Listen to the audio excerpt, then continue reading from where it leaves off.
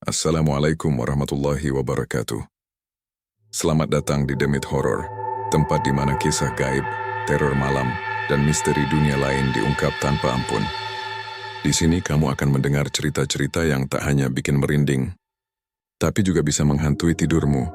Suara bergema pelan, efek suara langkah kaki atau pintu berderit. Matikan lampu, pasang headsetmu, dan bersiaplah, karena kamu sedang memasuki dunia Demit Horror.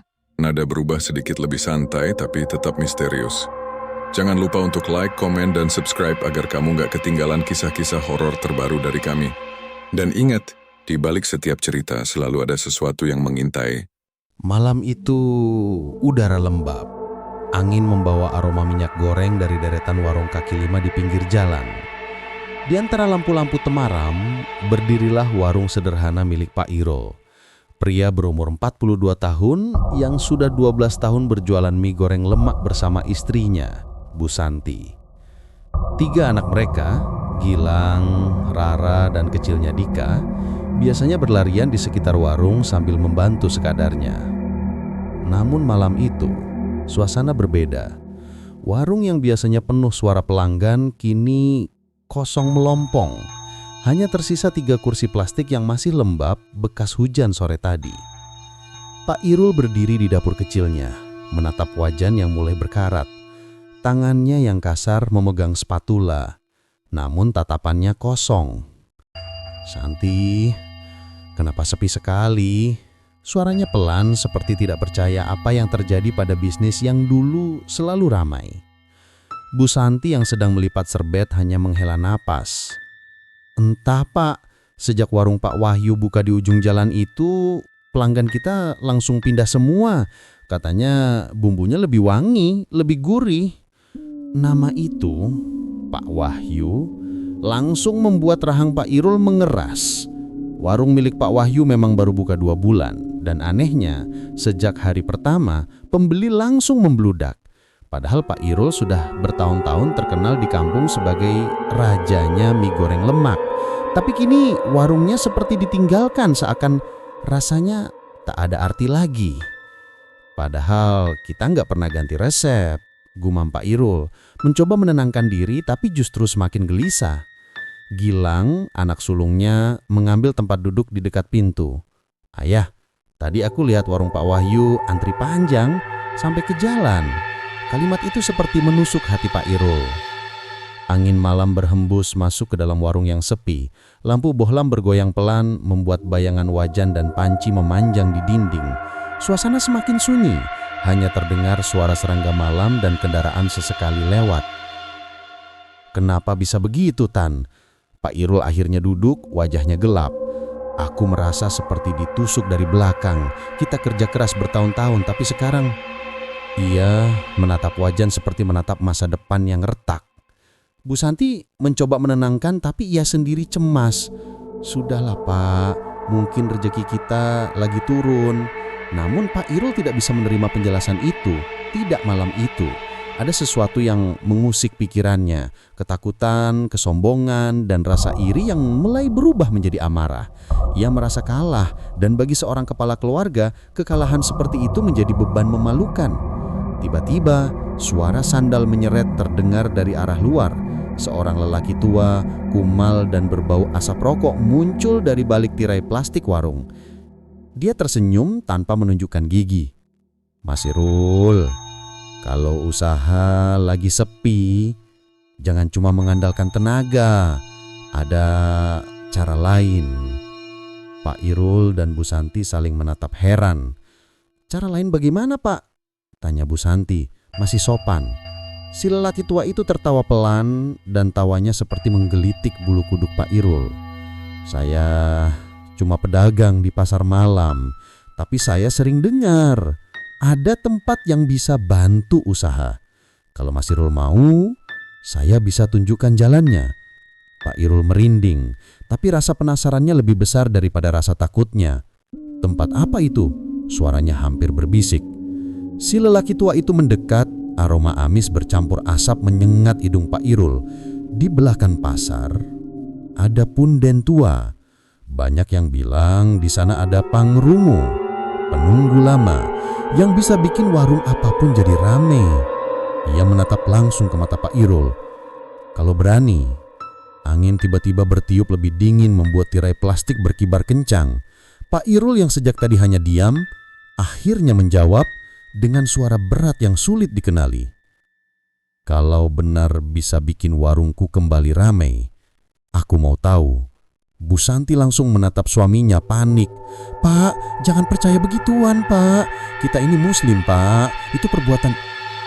Tapi kita mau makan apa, Tan? Anak-anak bagaimana? Suara Pak Irul meninggi. Nada suaranya bukan lagi seperti suami dan ayah yang dulu. Ada getaran keras, putus asa, dan gelap. Si lelaki tua itu tersenyum puas, lalu mundur perlahan. Kalau sudah siap, malam Jumat, datanglah. Punden itu menunggu. Kemudian dia pergi seakan menghilang ke gelapnya malam. Pak Irul hanya menatap kosong ke arah jalan. Dalam hatinya, sebuah benih kelam mulai tumbuh. Benih yang akan membawa petaka besar bagi keluarganya. Dan malam itu, tanpa mereka sadari, bayangan panjang dari Punden tua mulai mengincar warung mie goreng lemak yang sepi tersebut. Pagi hari setelah kedatangan lelaki tua misterius itu, suasana rumah Pak Irul dipenuhi kecanggungan. Bu Santi berulang kali melirik suaminya yang tampak termenung di dapur, seperti memikirkan sesuatu yang tak ingin ia bagi kepada siapapun. Wajan tua masih menggantung di dinding. Namun pagi itu, tidak ada aroma bawang goreng atau suara wajan panas seperti biasanya. Pak Irul hanya duduk sambil menatap lantai. Pak, soal yang semalam itu jangan dipikirkan. Kita cari cara lain, kata Bu Santi pelan sambil membuat teh. Tapi Pak Irul hanya membalas dengan gumaman. Orang itu tahu terlalu banyak. Kenapa dia bisa tiba-tiba muncul di warung kita? Santi cemas. Ia tahu wajah suaminya. Diam seperti itu berarti batinnya sedang bergolak. Sore hari Bu Santi menyuruh Pak Irul berbelanja bahan di pasar malam Pekanan. Biasanya ia pergi bersama anak-anak, namun kali ini ia ingin suaminya menghirup udara segar dan menjauh dari pikiran gelapnya. Namun justru di sanalah semuanya berubah. Pasar malam sudah ramai. Lampu kelap-kelip, suara tawa, dan aroma sate dan jagung bakar bercampur menjadi suasana yang meriah. Tapi di tengah keramaian itu, ada bagian pasar yang tampak berbeda. Lebih redup, lebih sunyi, seakan tidak ingin didatangi orang. Pak Irul awalnya berjalan lurus menuju lapak sayur. Tapi telinganya menangkap sesuatu. Bisikan samar. Pesugihan. Punden. Ramainya usaha. Tumbal. Ia berhenti. Jantungnya berdetak aneh. Bisikan itu terdengar dari arah pojok belakang pasar, tempat lapak barang-barang antik dan bekas berada. Dengan langkah ragu, Pak Irul mendekat. Ada 3 laki-laki duduk sambil merokok dan berbicara lirih. Mereka tidak sadar Pak Irul mendengar. Warung Pak Sastro itu ramai sejak dia datang ke Punden itu. Iya, tapi habis itu istrinya meninggal tiba-tiba. Katanya harus ada ganti tumbal kalau mau terus ramai. Pesugihan model baru, namanya Lelembut Dapur Punden. Pak Irul terpaku. Nama itu mirip dengan apa yang lelaki tua itu sebutkan. Salah satu dari mereka menambahkan, dari luar kayaknya gampang, cuma sesaji. Tapi kalau sudah mulai, gak bisa berhenti. Harus ada darah keluarga sendiri. Darah keluarga. Pak Irul menelan ludah, tapi bukannya takut, pikirannya justru tergelitik. Apa ini benar-benar satu-satunya cara? Jika iya, apakah ia sanggup? Suara hatinya masih berusaha mengingatkan. Irul, jangan. Itu jalan gelap. Tapi bayangan warung kosong dan tatapan kecewa anak-anaknya muncul menenggelamkan semua logika. Saat ia hendak pergi, tiba-tiba seseorang menepuk pundaknya. Pak Irul hampir melompat saking terkejutnya. Ternyata lelaki tua kumal yang datang ke warungnya malam sebelumnya. Sudah dengar sendiri, Mas Irul. Ada banyak yang tahu, tapi hanya sedikit yang berani. Pak Irul mundur satu langkah. Bapak ngikutin saya? Tentu tidak. Lelaki tua itu terkekeh. Tapi orang yang ditunjuk punden akan dipertemukan dimanapun dia pergi. Kok bisa begitu? Kau sudah dipanggil, Mas Irul. Punden itu memilih kau. Kata-kata itu membuat tengkuk Pak Irul merinding. Angin pasar yang sejak tadi panas mendadak berhembus dingin. Lampu-lampu pasar seolah meredup sesaat. Kalau kau ingin warungmu kembali seperti dulu, atau bahkan lebih ramai dari warung siapapun, datanglah malam Jumat nanti. Punden itu sudah menunggu. Tapi, apa bayarannya? Tanya Pak Irul dengan suara bergetar. Lelaki tua itu menatapnya sangat lama, seakan melihat sampai ke dasar jiwanya. Pesugihan selalu adil. Katanya akhirnya, jika kau ingin rezeki dari punden dapur, maka kau harus memberi punden sesuatu yang punya hubungan darah denganmu. Pak Irul mengerutkan dahi. Hubungan darah? Lelaki tua itu mendekat perlahan. Wajahnya semakin menakutkan di bawah cahaya lampu yang redup. Tumbal pertama adalah orang tua kandung. Pak Irul tertengun. Tubuhnya terasa dingin seperti disiram air es. Mulutnya terbuka, tapi tidak ada suara keluar. Lelaki tua itu menepuk pundaknya dan berbisik. Kalau kau berani, kau akan jadi raja mie goreng di kota ini. Kemudian ia berjalan perlahan dan menghilang ke kerumunan, seolah menembus udara. Pak Irul berdiri mematung. Suara pasar malam kembali terdengar, tapi semuanya terasa jauh. Lampu-lampu seakan menyorotinya, menghakiminya. Dalam perjalanan pulang, pikirannya kacau. Darah keluarganya sendiri. Orang tua kandungnya. Ia ingin menolak, ingin mengusir pikiran itu jauh-jauh. Tapi setiap kali ia membayangkan warung kosong dan anak-anaknya kelaparan, keputusasaan kembali menekan dadanya. Saat memasuki rumah, Bu Santi menyambutnya. "Pak, kenapa pucat sekali?" Pak Irul hanya menjawab, "Tidak apa-apa, cuma capek." Namun malam itu, hingga jauh lewat tengah malam, ia tidak bisa tidur. Setiap kali memejamkan mata, ia melihat bayangan lelaki tua itu, punden dapur, dan wajah kedua orang tuanya. Dan dari dasar pikirannya yang tertekan, sebuah bisikan halus mulai muncul. Kalau ingin warung ramai, kau sudah tahu jalan yang harus dipilih. Babak kelam hidup Pak Irul mulai terbuka perlahan, dan ia akan segera menyadari bahwa semua ini adalah jebakan dari kegelapan yang tak pernah meminta harga murah. Malam Jumat tiba lebih cepat dari yang Pak Irul harapkan. Sejak pagi, perasaannya tidak tenang. Setiap suara kecil di rumah membuatnya tersentak.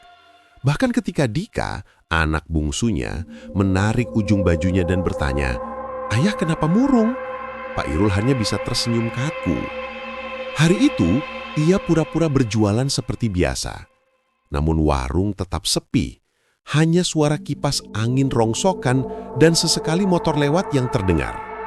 Bu Santi sesekali memperhatikan suaminya, merasa ada yang mengganjal, tapi ia tidak tahu apa. Menjelang maghrib, Pak Irul sudah dibuat gelisah, seakan ada panggilan tak kasat mata yang menariknya keluar dari rumah. "Pak, malam ini jangan keluar dulu, hujan mau turun," kata Bu Santi. Pak Irul hanya mengangguk, padahal hatinya sudah bulat untuk pergi. Seusai Isya, ia menyiapkan sandal dan jaket, lalu diam-diam keluar saat istrinya menidurkan anak-anak.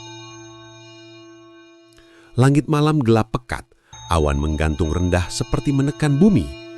Pak Irul berjalan melewati pasar yang sudah tutup, Lampu-lampu kios padam, hanya beberapa yang tersisa, berkedip lemah seperti hampir mati. Angin membawa bau anyir bercampur tanah basah. Ketika sampai di belakang pasar, jalan setapak menuju punden tampak seperti mulut lorong hitam. Tidak ada penerangan sama sekali, hanya pepohonan yang menjuntai seperti tangan-tangan yang ingin mencengkramnya. Pak Irul sempat ragu, namun saat ia hendak berbalik, suara lirih terdengar dari kedalaman hutan. "Mas Irul, sini!" Suara itu pelan, tapi jelas, suara lelaki tua dari pasar malam. Dengan tubuh gemetar, Pak Irul melangkah. Setiap langkah membuat ranting patah, dan suara itu bergema seolah ada seseorang berjalan mengikuti dari belakang. Ketika sampai di punden, ia berhenti. Punden itu bangunan batu kecil berlumut dengan akar pohon besar melilit seperti ular. Di atasnya, lampu minyak menyala redup, menimbulkan bayangan yang bergerak-gerak seperti sosok menari. Dan di depannya, duduk bersila seorang pria tinggi kurus dengan jubah hitam robek, dukun punden. Matanya merah, seperti tidak tidur bertahun-tahun. "Kau datang juga," katanya tanpa ekspresi. "Bagus." Pak Irul menelan ludah, mencoba menyembunyikan rasa takut. Saya hanya ingin warung saya ramai lagi. Saya butuh makan untuk keluarga saya." Dukun itu tersenyum kecil, namun senyumnya dingin, tidak ada kehangatan manusia. "Itu semua bisa terjadi," jawabnya. "Tapi kau harus tahu, setiap keinginan besar membutuhkan pengorbanan besar." Dari balik bayangan punden, lelaki tua kumal muncul, orang yang menuntunnya ke sini. Kini ia berdiri tegap, wajahnya berbeda, lebih menyeramkan. Seolah ia hanya penjaga pintu menuju sesuatu yang lebih gelap.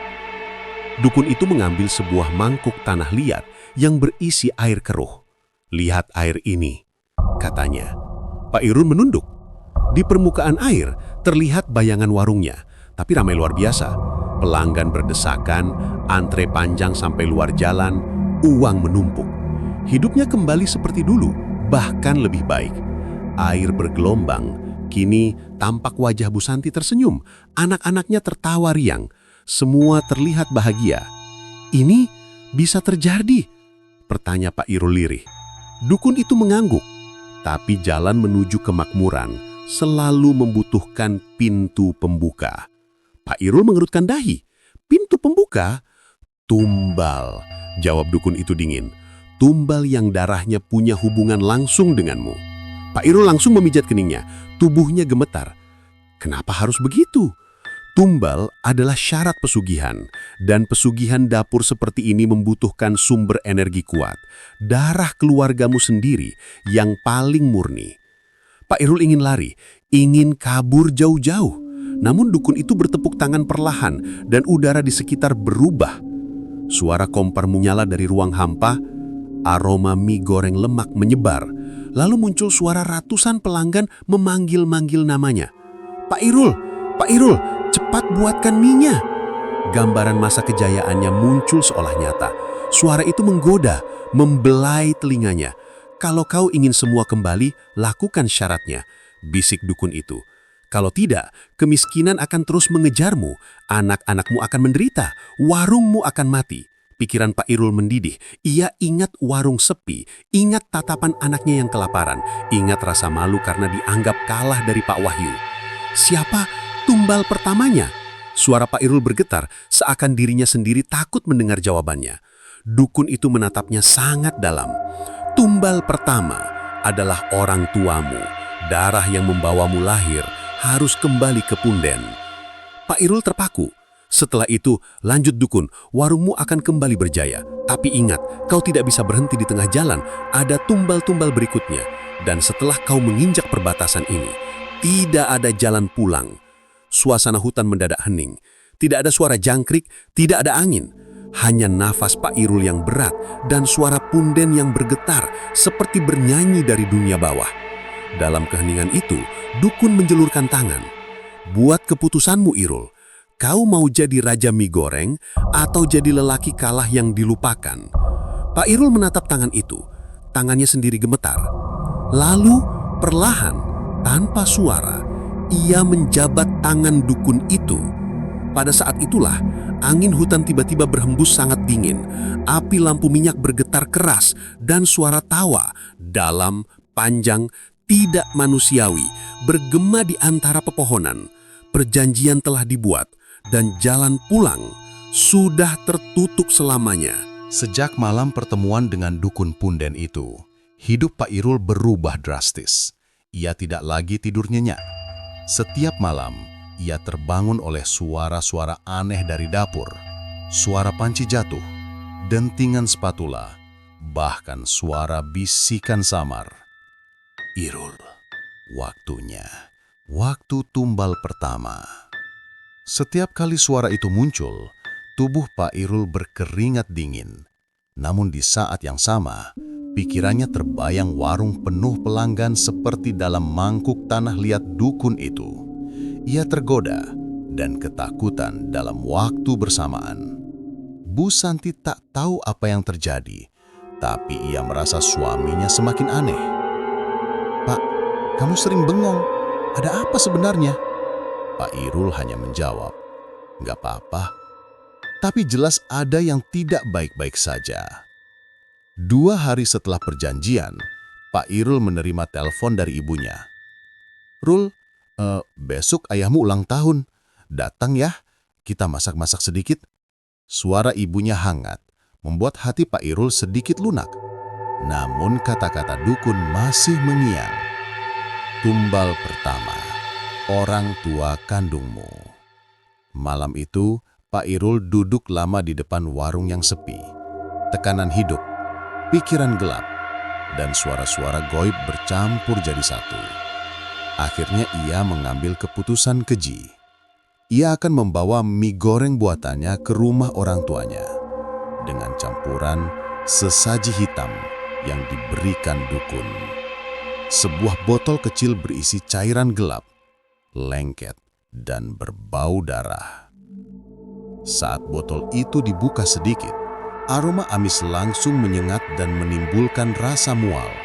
Namun dukun berkata, "Cukup setetes." Setelah itu, punden yang bekerja. Tangannya gemetar saat memasukkan botol itu ke dalam saku. Ia merasa seperti monster. Sore harinya, Pak Irul dan keluarganya berkunjung. Rumah orang tuanya hangat seperti biasa. Ibunya menyambut cucu-cucunya dengan tawa lebar. Ayahnya memeluk Pak Irul dengan bangga. Namun justru semua kebaikan itu membuat hati Pak Irul semakin tersayat. Ia sempat hampir menyerah, hampir membatalkan rencana keji itu. Namun bisikan itu kembali datang. "Irul, jika kau gagal, keluargamu sendiri yang akan jadi gantinya." Bisikan itu membuat lututnya lemas. Saat semua orang berkumpul di ruang makan, Bu Santi membantu ibunya. Anak-anak bercanda, suasana hangat. Namun Pak Irul duduk diam, wajahnya pucat. "Rul, kamu kenapa? Sakit?" tanya ayahnya. Pak Irul memaksa tersenyum. "Enggak ya, cuma capek." Setelah semua makanan terhidang, ibunya berkata, "Irul juga bawa mie goreng lembak, katanya mau ayah coba." Pak Irul merasa dadanya sesak. Di dapur, ia membuka botol sesaji hitam itu. Cairannya kental, berwarna darah kehitaman. Tangannya bergetar hebat. "Hanya 1 tetes," gumamnya. Namun saat cairan itu menetes ke mie, suara lirih terdengar di telinganya. "Bagus, sangat bagus." Mie itu tampak biasa, tapi Pak Irul merasa ia baru saja mengubah sesuatu dalam hidupnya selamanya. Semua makan bersama dengan riang. Anak-anak tertawa, mertua bercanda, dan Bu Santi tersenyum. Namun Pak Irul hanya duduk, menunggu, berharap, takut. Dan saat malam semakin larut, ayahnya mulai terlihat aneh. Wajahnya pucat, tangan gemetar, napas tersengal. "Pak, kenapa?" teriak Ibu Irul panik. Tak lama kemudian, ibunya juga mulai memegangi dadanya, batuk-batuk keras. Pak Irul membeku. Ia ingin menolong, tapi tubuhnya seperti dipaku di kursi. Bu Santi berteriak histeris memanggil tetangga. Anak-anak menangis, namun semuanya terlambat. Ayah dan ibu Pak Irul tewas dalam hitungan menit, tanpa luka, tanpa sebab yang jelas. Tubuh mereka hanya menggigil lalu diam, seolah jiwa mereka dihisap oleh sesuatu yang tak terlihat. Malam itu polisi datang. Semua orang bingung. Tidak ada tanda racun, tidak ada penyakit, kematian mendadak. Bu Santi menangis terseduh-seduh memeluk ibu mertuanya untuk terakhir kalinya. Anak-anak ketakutan, pikiran warga sibuk menebak-nebak. Hanya satu orang yang tahu apa yang sebenarnya terjadi. Pak Irul. Ia berdiri di luar rumah orang tuanya, menatap ke langit gelap, dan dari sudut matanya, ia melihat sesuatu bergerak di antara pohon. Bayangan hitam, tinggi, berwujud seperti asap pekat. Bayangan itu menatapnya, lalu mengangguk perlahan, seperti mengatakan, "Tumbal pertama diterima." Dan keesokan harinya, warung Pak Irul kembali ramai, sangat ramai, seolah orang berbondong-bondong datang tanpa alasan. Namun bagi Pak Irul, itu bukan kebahagiaan. Itu adalah awal dari mimpi buruk panjang yang takkan bisa ia hentikan lagi. Hujan turun deras malam itu, seolah langit ikut berduka atas keputusan gelap yang diambil Pak Irul. Warung mie goreng lemak miliknya sedang berada di puncak keberhasilan. Pelanggan mengular, uang mengalir, wajah-wajah puas datang silih berganti. Namun di balik semua itu, ada sesuatu yang jauh lebih menyeramkan berkeliaran di sekitar keluarga kecil itu. Sejak tumbal pertama, kedua orang tua Pak Irul meninggal, hal-hal aneh mulai mengintai rumahnya. Lampu sering berkedip tanpa alasan, suara langkah kaki berjalan pelan di lorong rumah, padahal semua sedang tidur. Dan yang paling sering muncul, suara bisikan dari arah dapur. Suara yang lirih namun tajam, seperti seseorang yang memanggil namanya dari dalam kegelapan. "Irul, saatnya, saatnya." Pak Irul mencoba mengabaikannya, tetapi semakin malam suara itu semakin jelas. Ibu Santi pun sering terbangun dengan bulu kuduk berdiri, mendengar suara piring jatuh atau pintu terbuka sendiri. Mereka berdua tahu ini adalah bagian dari perjanjian. Namun keduanya tetap diam, mencoba menyangkal kenyataan mengerikan yang sudah mereka masuki. Suatu malam saat sedang menyiapkan bumbu untuk keesokan harinya, suara itu terdengar lagi, tapi kali ini lebih dekat dan lebih marah. "Irul, janji, belum lunas." Lengan Pak Irul bergetar. "Aku sudah memberi tumbal, orang tuaku, apalagi?" Angin dingin seperti meniup tengkuknya. Lampu dapur padam tiba-tiba. Dalam kegelapan, sepasang mata merah menyala terlihat di sudut ruangan, jauh namun terasa sangat dekat. Lalu suara itu berbisik, lebih jelas, lebih kejam. "Tumbal kedua, darah keturunanmu, anakmu, salah satu, pilih segera." Jantung Pak Irul seakan berhenti sesaat. Tubuhnya bergemetar. Dia menutup telinga, tetapi suara itu masuk langsung ke dalam pikirannya. "Tidak, jangan anak-anakku, tolong." Mata merah itu semakin terang. Bayangan tubuh tinggi dengan tangan panjang muncul, menunduk seperti ingin menyergapnya. "Jika tidak kau pilih, kami pilih sendiri." Keesokan harinya, suasana rumah menjadi aneh. Ketiga anaknya, Rafa, Dimas, dan Kila, tampak ketakutan tanpa mengerti sebabnya. Seekor kucing tiba-tiba ditemukan mati tergeletak di teras. Tubuhnya seperti terpelintir tanpa alasan. Rafa, anak sulung, mengatakan sesuatu yang membuat Ibu Santi pucat. "Bu, semalam ada orang tinggi di belakang pintu kamar. Hitam semua, matanya merah. Dia manggil namaku." Ibu Santi langsung memeluk anaknya. Wajahnya ketakutan tetapi tak berani mengatakan apapun. Ia tahu ini bukan hal biasa. Di ruang tamu, Pak Irul duduk sambil menatap kosong. Matanya merah karena kurang tidur dan tangannya terus bergemetar. Ia merasa seluruh hidupnya sedang dihantui pilihan yang mustahil. "Kenapa harus anakku? Kenapa?" Namun suara itu muncul lagi malam berikutnya. "Waktu hampir habis. Pilih." Pada malam ketiga, giliran anak kedua Dimas yang berteriak keras dari dalam kamarnya. Saat Pak Irul dan Ibu Santi berlari masuk, mereka mendapati jendela kamar terbuka lebar dan Dimas gemetar ketakutan sambil menunjuk keluar. "Ada yang panggil aku di pohon belakang. Suaranya kayak orang tua, tapi merayap." Pak Irul langsung menutup jendela dengan terburu-buru. Tubuhnya basah oleh keringat dingin. Ia tahu makhluk itu sudah mulai mengincar. Malam itu ia tak tahan lagi. Ia keluar rumah, berjalan ke arah lahan kosong di belakang rumah tempat ia pertama kali memanggil makhluk pesugihan itu. Hutan kecil itu gelap, dingin, dan sunyi. Namun begitu ia melangkah masuk, suara-suara mulai terdengar. Tangisan, tawa, dan bisikan. Sosok tinggi berselimut bayangan muncul di depannya, bergerak seperti asap hitam yang hidup. Sudah siap memilih? Pak Irul jatuh berlutut.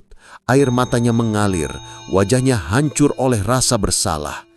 Aku memohon, pilih aku saja, jangan anak-anakku." Makhluk itu tertawa pelan, panjang dan menyakitkan telinga. "Kau sudah terikat, giliran anakmu. Jika tidak kau pilih, kami akan ambil semuanya." Di rumah, tiba-tiba ketiga anak itu terbangun bersamaan. Angin berputar di dalam kamar mereka, lampu berkelip keras, dan suara makhluk itu terdengar dari seluruh penjuru rumah. "Waktumu habis, Irul!"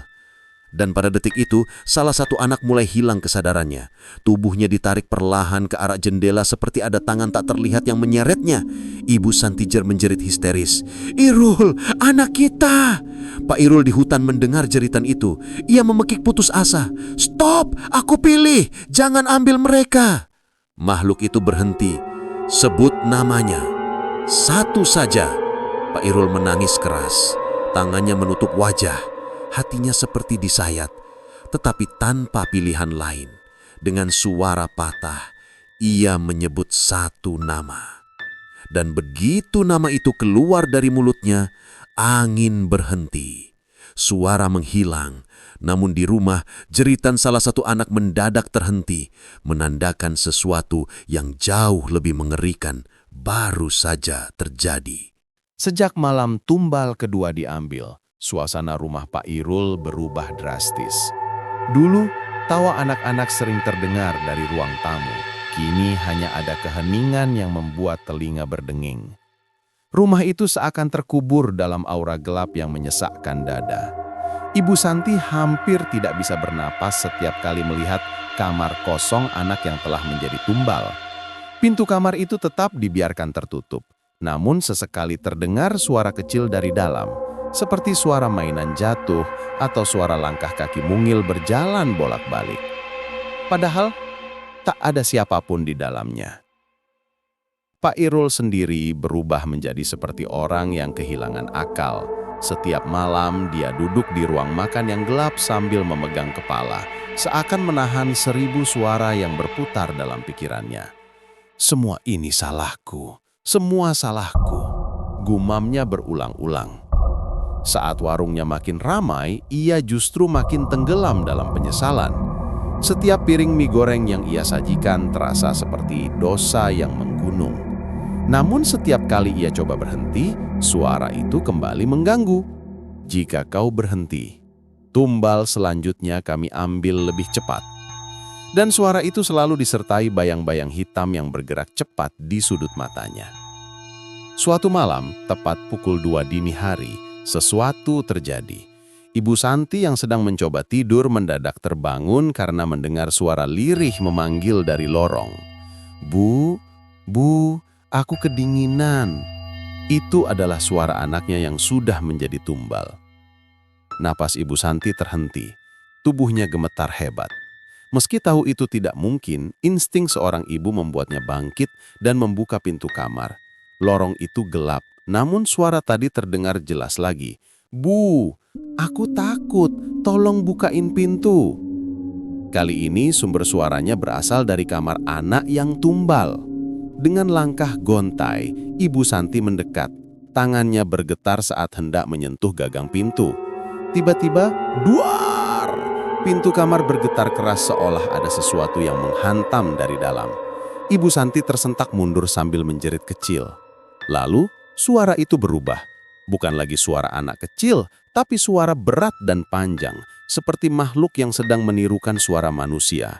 Bukakan pintu. Ibu Santi langsung lari ke kamar, menutup pintu rapat-rapat dan menangis tanpa suara. Menjelang pagi, saat matahari belum terbit, Pak Irul kembali dipanggil oleh makhluk pesugihan itu. Suaranya kali ini lebih tegas, lebih menuntut. Tumbal terakhir, tumbal yang paling besar, sudah mendekat waktunya. Pak Irul menggeleng kencang. Tidak, aku sudah memberikan 2 tumbal, jangan keluargaku lagi. Bayangan tinggi itu muncul di dapur rumahnya. Tubuhnya menempel di langit-langit seperti laba-laba hitam raksasa. Kepalanya memutar perlahan ke arah Pak Irul. Janji adalah janji. Kau ingat apa yang kau inginkan? Rezeki, kejayaan, kekuasaan, semua sudah kau dapat. Sekarang bayarannya. Tidak, tolong. Pak Irul terjatuh memegangi lantai. Air matanya tak berhenti. Makhluk itu turun dengan gerakan patah dan cepat, berdiri tepat di belakang Pak Irul. Napasnya dingin, berbau tanah kubur. Tumbal ketiga, seluruh darah keluargamu, termasuk dirimu, sebelum bulan mati pertama, atau kami yang akan memetiknya sendiri. Mulai hari itu, rumah mereka bukan lagi tempat tinggal, tetapi pintu gerbang menuju sesuatu yang jauh lebih gelap. Anak-anak yang tersisa, Rafa dan Kila, tampak semakin pucat dan sering terbangun karena mimpi buruk. Suatu sore, Rafa berkata sambil menatap kosong ke halaman belakang, "Pak, ada orang tinggi berdiri di bawah pohon. Dia senyum ke aku." Padahal halaman belakang kosong. Kila, adik bungsunya, sering berkata bahwa ia melihat kakaknya yang sudah tiada duduk di pojok kamar. Namun wajahnya hancur seperti tanah longsor. Dia bilang, dia kedinginan di bawah tanah. Ibu Santi langsung menutup telinga anaknya sambil menangis. Namun, semua itu belum seberapa. Pada malam ke-6 setelah tumbal kedua, sesuatu yang begitu mengerikan terjadi. Saat keluarga kecil itu hendak tidur, tiba-tiba listrik rumah padam. Gelap total. Dari ruang tamu terdengar suara langkah kaki kecil berlari-lari. Lalu suara ketukan pelan di pintu kamar. Toh, toh, toh. Bu, Pak, aku kedinginan, bukain pintunya. Suara anak yang sudah mati itu terdengar di balik pintu kamar mereka. Tangisan Ibu Santi pecah. Rafa dan Kila memeluk ibunya sambil menutup wajah. Pak Irul berdiri diam, tubuhnya gemetar hebat. Namun di balik ketakutannya, ada sesuatu yang lebih mengerikan. Ia tahu bahwa makhluk pesugihan itu sedang menunjukkan bahwa waktunya hampir habis. Dengan suara berat, makhluk itu berbisik dari balik seluruh dinding rumah. Siapkan tumbal terakhir sebelum kami mengambilnya sendiri. Dan rumah itu bergetar seolah ada sesuatu yang sangat besar merayap di luar jangkauan mata mereka. Sejak peringatan terakhir dari makhluk pesugihan itu, rumah Pak Irul tidak pernah lagi terasa seperti rumah. Lorong-lorongnya terasa lebih panjang, udara lebih dingin, dan bayangan di setiap sudut seolah bergerak dengan sendirinya. Tak ada satu malam pun yang bisa dilalui tanpa gangguan dari sesuatu yang tak terlihat. Malam itu, angin bertiup pelan, namun cukup untuk membuat jendela bergemertak. Ibu Santi duduk di ruang tamu, memeluk kedua anak yang tersisa. Rafa tampak pucat, matanya sayu. Sementara Kila terus menutup telinganya, seolah berusaha menahan suara-suara yang hanya bisa ia dengar. "Mah, suaranya datang lagi," bisik Kila. Tubuhnya gemetar ketakutan. "Suara apa, Nak?" tanya Ibu Santi sambil mengelus rambutnya meski dirinya sendiri sudah hampir tak sanggup. Kila perlahan menunjuk ke arah dapur yang gelap. "Suara yang manggil-manggil aku dari wastafel. Suara kayak ada orang yang tenggelam di air, tercekik." Pak Irul yang duduk di meja makan langsung berdiri. Wajahnya berubah pucat pasi. Ia tahu betul itu bukan suara manusia. Tiba-tiba, Blar! Pintu lemari dapur menutup sendiri dengan keras. Semua terdiam. Lalu suara napas berat terdengar, semakin lama semakin dekat. Sesuatu sedang bergerak di dalam rumah itu. Besok paginya, mereka menemukan jejak lumpur membentang dari pintu belakang menuju kamar anak yang sudah menjadi tumbal. Jejak itu kecil, seperti kaki anak-anak. Namun lumpurnya berwarna hitam pekat, seperti tanah kuburan basah. Ibu Santi langsung menutup mulutnya, menahan muntah. Sementara Pak Irul hanya berdiri menatap, tubuhnya gemetar, namun matanya tidak bisa berpaling. Dia kembali, gumam Pak Irul lirih. Rafa langsung berlari mendekat dan menarik tangan ayahnya. Pak, jangan dibuka kamarnya, nanti dia marah. Pak Irul menelan ludah, lalu mengangguk pelan. Namun malam itu, kamar tersebut tidak mau tetap tertutup. Pintu yang tidak bisa dikunci. Pukul 2 dini hari, sesuatu mengetuk pintu kamar itu.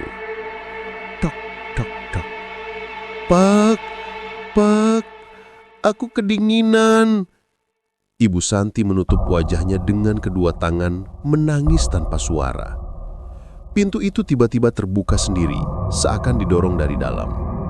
Angin dingin menyambar keluar dari ruangan itu. Bau tanah kubur dan besi menyeruak ke seluruh lorong. Lampu kamar berkelap-kelip. Siluet kecil terlihat berdiri di tengah kamar. Gelap, tidak jelas bentuknya. Tapi terlihat seperti anak kecil dengan kepala yang menunduk. Bu, lihat deh, bisik Kila pelan. Siluet itu perlahan mengangkat kepalanya. Dan wajahnya datar, seperti tanah yang dipenuhi belatung. Ibu Santi menjerit dan langsung memeluk kedua anaknya sekuat tenaga. Makhluk kecil itu mengeluarkan suara liris seperti bisikan dari dalam tanah. Kenapa kalian biarkan aku sendiri? Kenapa kalian kunci pintunya? Lalu tubuhnya tiba-tiba pecah menjadi asap hitam dan menyebar ke seluruh rumah. Keesokan paginya, hal yang jauh lebih mengerikan terjadi. Saat sarapan, Pak Irul menggenggam sandok dengan tangan gemetar. Mie goreng di hadapannya masih mengepul, tetapi rasanya pahit di mulut. Saat ia menunduk untuk makan, ia diam. Wajahnya berubah pucat. Ibu Santi memperhatikan suaminya yang membeku di tempat. Irul, kenapa? Pak Irul tidak menjawab. Ia hanya mendorong piring itu ke arah istrinya. Perlahan, Ibu Santi melihat isi piring itu dan hampir pingsan. Mie goreng itu berubah menjadi gumpalan tanah hitam basah. Di sela-selanya ada seutas kain kecil, seperti kain baju anak-anak. Makin lama, tanah itu bergerak seperti ada sesuatu yang menggeliat di dalamnya. Rafa dan Kila langsung menjerit ketakutan. Bu, ada tangan kecil keluar. Dan benar, sebuah tangan mungil keluar dari tanah hitam itu. Kuku-kukunya patah, kulitnya robek, seperti digali dari kuburan dangkal. Pak Irul terpental ke belakang kursi sambil menjerit. Tiba-tiba, tangan itu masuk lagi dan seluruh gumpalan tanah itu hilang, berubah menjadi mie goreng biasa, seolah tidak pernah terjadi apa-apa. Namun semua tahu, itu peringatan. Malam harinya, suara makhluk pesugihan itu terdengar lagi dari seluruh ruangan, bergema seperti datang dari perut bumi. Waktumu hampir habis. Tumbal terakhir harus disiapkan. Pak Irul jatuh berlutut memegangi kepala sambil menangis keras. Tolong, jangan keluarga kami, cukup. Suara itu membentuk tawa panjang dan mengerikan. Kau yang memulai, kau pula yang mengakhiri. Darahmu dan darah keluargamu harus kembali pada kami. Tiba-tiba, seluruh pintu rumah menutup dengan keras. Jendela bergetar, lampu padam, dan siluet tinggi makhluk pesugihan itu muncul di lorong. Tubuhnya menempel di dinding seperti makhluk tidak bertulang, turun perlahan sambil mengeluarkan suara seretan yang sangat panjang. Tumbal terakhir akan kami ambil dalam bulan mati, 2 hari lagi. Mata merahnya menyala tajam, memandang ke arah Rafa dan Kila yang bersembunyi di belakang ibu mereka. Ibu Santi langsung memeluk mereka erat sambil menangis. Pak Irul hanya bisa menggigil, karena untuk pertama kalinya ia melihat mata makhluk itu berubah. Dari merah menjadi hitam pekat. Itu pertanda jelas. Rumah Pak Irul kini ibarat kuburan terbuka.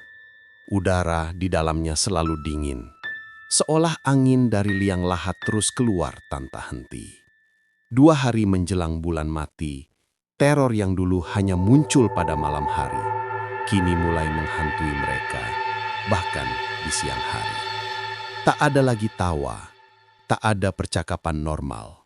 Yang tersisa hanya ketakutan dan penyesalan. Jam menunjukkan pukul 8 pagi, tapi cahaya matahari tak bisa masuk ke dalam rumah. Langit di luar tampak kelabu, seperti tertutup kabut pekat. Ketika Ibu Santi membuka jendela, embun dingin menempel tebal, seolah ada sesuatu yang mengintai dari balik kaca. Rafa berdiri di ruang tamu sambil memelototi pintu kamar adiknya yang sudah menjadi tumbal. Dari tadi, pintu itu terus terbuka sendiri, lalu tertutup, lalu terbuka lagi. "Pak, dia ada di dalam," kata Rafa pelan. Pak Irul yang sedang duduk diam langsung berdiri, wajahnya pucat. "Ada siapa, Nak?" Rafa menelan ludah, lalu berbisik, "Adik, tapi bukan adik yang dulu." Ibu Santi langsung memeluk Rafa erat-erat. Menjelang siang, langkah kaki kecil terdengar menyusuri lorong rumah. Suaranya pelan, sangat pelan, namun jelas terdengar. Tap, tap, tap. Kila tiba-tiba menjerit kencang. "Bu, dia ada di belakang aku." Ketika Ibu Santi menoleh, tampak sosok kecil berdiri di belakang Kila. Rambutnya kotor penuh tanah, kulitnya pucat kehijauan, matanya cekung gelap seperti rongga kosong. Bibirnya bergerak perlahan. "Ayo, ikut aku, di bawah tanah hangat." Suara kecil itu bukan suara manusia. Serak, basah, seperti berasal dari tenggorokan penuh lumpur. Ibu Santi menjerit sambil menarik Kila menuju kamar dan mengunci pintu. Sementara sosok kecil itu terus mengetuk pintu pelan. "Tok, tok, tok, buka, aku mau main." Namun ketika Pak Irul membuka pintu kamar setelah beberapa menit, sosok itu sudah hilang. Yang tertinggal hanya bau tanah kuburan. Sore harinya, saat keluarga berkumpul di ruang tengah, tiba-tiba TV menyala sendiri. Layar penuh dengan statis, suara seret memenuhi ruangan. Lalu, gambar perlahan muncul. Awalnya hanya gelap, tapi kemudian bayangan sosok tinggi terlihat melewati layar. Selanjutnya muncul gambar wajah anak terakhir mereka, tapi dengan mata putih tanpa bola mata. Mulutnya bergerak, namun yang terdengar bukan suara anak itu, melainkan suara makhluk pesugihan. "Jumlah tumbalmu kurang, waktumu habis, siaplah." Kemudian TV meledak kecil, perang. Bola api kecil menari lalu padam, meninggalkan bau plastik terbakar. Kila menangis histeris. Rafa memeluk adiknya dan berusaha menenangkan, meski dirinya sendiri gemetaran. Pak Irul terduduk lemas, wajahnya penuh ketakutan dan penyesalan. "Kenapa aku lakukan ini? Kenapa?" Ia memukul kepalanya sendiri. Namun suara dari dalam rumah menjawab, "Karena kau tamak, dan tamak harus dibayar dengan darah." Ketika matahari tenggelam, rumah itu semakin sunyi. Angin berhenti, udara menjadi berat dan dingin. Lampu-lampu rumah meredup, bukan padam, tapi bergetar seperti nafas seseorang yang sekarat. Lalu terdengar suara pintu depan terbuka perlahan. Krik! Semua menatap ke arah pintu. Tidak ada siapapun di sana. Lalu tiba-tiba, datar.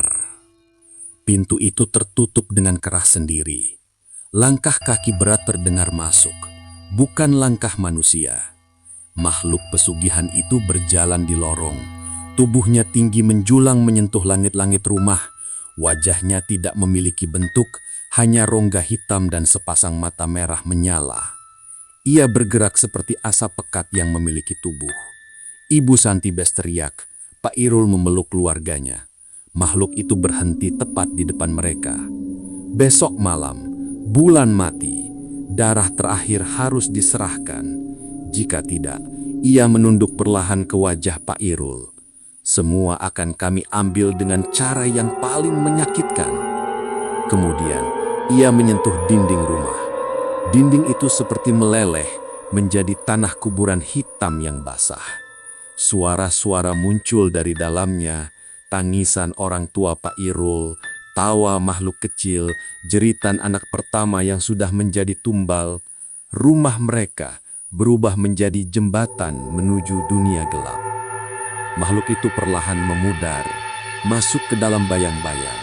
Sebelum hilang sepenuhnya, ia berbisik, 1 malam lagi, persiapkan dirimu dan keluargamu.